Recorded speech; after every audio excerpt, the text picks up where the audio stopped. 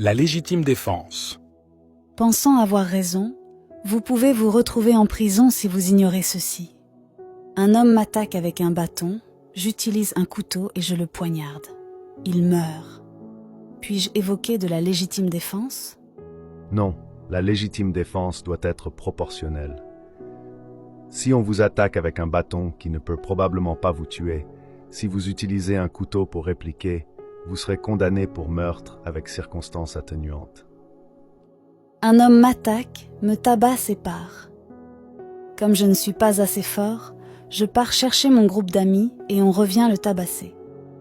Est-ce de la légitime défense?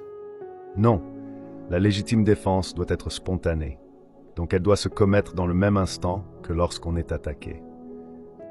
Je vois un voyou agresser un homme en cours de route, je le défends et je tabasse le voyou. Serais-je inculpé pour coups et blessures volontaires? Non, c'est de la légitime défense. Elle peut se faire pour soi ou pour un autre, mais à condition que cela réunisse les éléments qui la constituent. Je trouve ma femme en train de coucher avec un autre homme sur mon lit, je tue cet homme avec une arme. Ai-je eu des bonnes raisons de le tuer? Non. Le fait pour cet homme de coucher avec votre conjointe sur votre lit n'est pas une menace qui peut vous coûter la vie. Vous pourriez introduire une action en justice contre votre conjointe pour adultère. Mais pour l'homme, il n'y a aucune infraction à sa charge, donc le tuer vous inculpera de meurtre. Maman et papa se battent. Comme papa frappait beaucoup maman, je n'ai pas pu me retenir. J'ai poussé papa et il est tombé la nuque contre le sol et il est mort. C'est de la légitime défense? Il ne suffit pas juste de dire cela. Encore faudrait-il prouver que papa allait vraiment faire du mal à maman.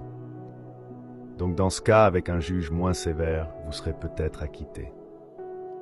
Un criminel a assassiné toute ma famille en 2020. J'ai suivi ses traces et je l'ai retrouvé puis je le tue.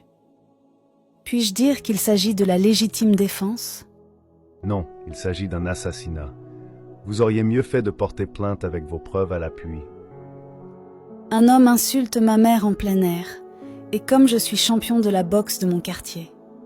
Je lui ai juste donné un seul coup, puis il se casse la côte.